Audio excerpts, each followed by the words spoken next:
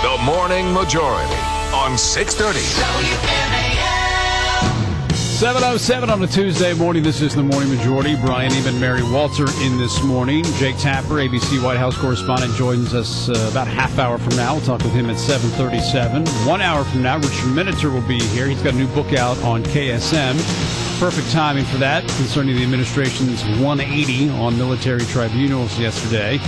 Larry Kudlow from CNBC will be here at 8:36. Latest on the economy, budget battles with Larry. And right now, we are pleased to be joined by Steve King, Republican from Iowa, a good friend of the program. Congressman King, how are you? Good. Yeah, I'm very, very good this morning. Good morning, Brian and Mary. We've got some Iowa weather from you this morning. I know you're used to tornadoes. Well, we get a little bit of that going on around the country. Sometimes I look at the bordering states, and it seems worse there, too. It's some tragedies taking place for sure. Well, there's still a storm brewing over the budget. You were in here a couple of weeks ago, and you were ready for a fight. That was pretty clear. Are we having that fight right now, and how well is the fight going for the Republicans? Well, in my opinion, we're not having the fight. What it is an effort, I think, to say to Americans one more time that House Republicans want to keep this government open, and I think that it's going to become more and more clear that it's been Harry Reid's strategy, working as a mouthpiece and a proxy for the President of the United States, to shut the government down, because they seem to have everybody that'll be at the White House today seems to believe the Democrats win if the government's shut down, so it's going to be hard for Republicans to fight if we're not willing to fight on that ground. And do you think the Republicans are willing to have the shutdown?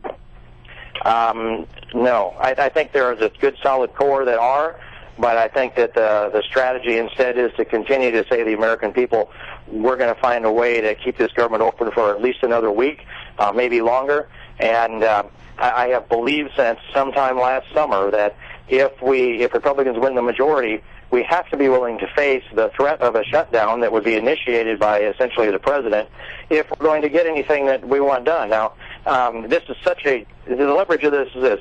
When we hear that the House majority, the House, is only 1/2 of 1/3 of the government, right. I look at this and I think 100% of the spending has to be initiated in the House, and 100% of the spending has to be approved by the House, so I call that a little more than 1/6 of the government. All right, but the reports are that there may be a deal which would be $12 billion in cuts in exchange for one more week of keeping the government open. I don't know if that's true or not, but let's just say that is the case. Yeah, that is the proposal. Okay, won't you then get to that $61 billion that the Republicans passed in the House several weeks ago, if not months ago, if you just continue to go on that road, if you continue to do it piece by piece by piece? Well, of course, it's anybody's guess. If we keep marching down that way, we're all balled up in a weekly debate on continuing resolution, and each week that goes by with this, whether or not it becomes $12 billion, and let's presume that the Senate could come back with one of those, we'll do the $6 billion with you deal. Right. But every week that goes by, we get closer to the end of this fiscal year, and we have less and less leverage. The maximum leverage was before the March 4th continuing resolution expired, when we had the strongest, most robust freshman class here, 87 Republican freshmen. That was when we had the strongest position, and each week that goes by, our leverage gets weaker as well. So I'm concerned about that, and I think that the CR and the debt ceiling are the only two big leverage points in the whole 112th Congress, and if we march through those and aren't able to cut off funding to Obamacare, for example, if we're going to continue to fund Planned Parenthood is another one, then piecemeal on this budget doesn't count for much compared to a $2.6 trillion in Obamacare spending. Changing gears here just a little bit, but still talking about funding. Matt Taibbi has a blog, and he talks about a report that's going to be coming out in Rolling Stone. And he claims that the Fed is bailing out Gaddafi while we're bombing him, because Obama issued an executive order imposing sanctions against Libya, freezing Libyan assets and barring Americans from having business dealings with Libyan banks. But the U.S. has been extending billions of dollars in aid to Gaddafi and to the Central Bank of Libya through a subsidiary bank that operates out of Bahrain. And a week or so after Obama's executive order with the sanctions, the U.S. Treasury Department issued an order exempting that bank, the Arab Banking Corporation, and other Libyan-owned banks, and they could continue operating without the sanction. So it looks good on paper, but underneath, it's business as usual. So what are we doing? Well, that's not my regular reading material that you mentioned. Hey, it's Rolling Stone. They've got something good here, it looks like. It's a backdoor bailout for the banks of Libya, Right, which is run by exactly. Muammar Gaddafi. Yeah. Well, and that's clearly what it sounds like as you explain it. It's something I do want to go and get caught up to speed on that, and I'm going to go into a briefing within an hour to get caught up on some more of these things. But you would think that an administration with as much resources as the president has would be able to know how these different combinations work and have advisors that would come in and say, Mr. President, we've got to go all this way with your executive order. You'd think you'd have people that would be in positions of authority that would see that in advance and say, draw the line instead of providing for an exemption. This smacks of the same kind of thing that goes on with the exemptions for Obamacare that now have gone Right. well over 1,100.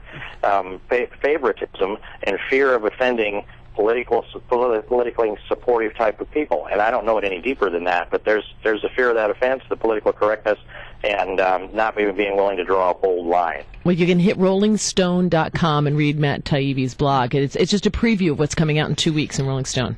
You won't see me on the cover, however. No, you won't. Hey, listen, the Republicans are putting out a budget today. Paul Ryan is going to unveil the 2012 budget, which to me is where the big fight is. I mean, that's where you're actually going to see real change, real savings moving down, and entitlement reform as well. I'm curious, have you seen a preview of that budget? Do you know exactly what is inside, and do you think that you can get behind this budget that's being put out for the 2012 cycle? I've sat in on briefings on the budget that Paul has delivered, and he's done a lot of great work on this. And so I have not, though, seen the final document, nor have I had an opportunity to drill down in with some questions I would have. I generally support the concepts that he's bringing forward, and I do not believe that we can balance the budget without taking on entitlements. One of the parameters that he's talked about is not going into entitlements beyond the place where people have organized their lives around, such as those who would be recipients of Social Security or Medicare, or those who are, say, 55 and up, is what I think it implies. So this is, though, the Democrats are all poised, ready to pounce. They will pounce on Paul Ryan. They'll pounce on any Republican that supports his budget because the entitlement component of it, they will demagogue mercilessly, as they did when President Bush brought out the Social Security reform in 2005. Paul Ryan is ready for that. I think there are members of the House that are ready. I don't know if everybody's ready for it. But I would say this, we're willing to take on the third rail the two third rails, the Social Security and Medicare, and not yet willing to cut off all the funding to Obamacare. I think we're on solider ground cutting off all funding to Obamacare, and I'm going to be standing with the people that have the best chance of getting us to a balanced budget the fastest. And right now, that looks like Paul Ryan's budget. Now, before we let you go, I know you had a big event in Iowa, and that's obviously where the first caucus is going to take place for the 2012 Republican primary. And you had one of your cattle calls. When will you decide? Will you get behind? Will you endorse one particular candidate, or do you just stay out of it?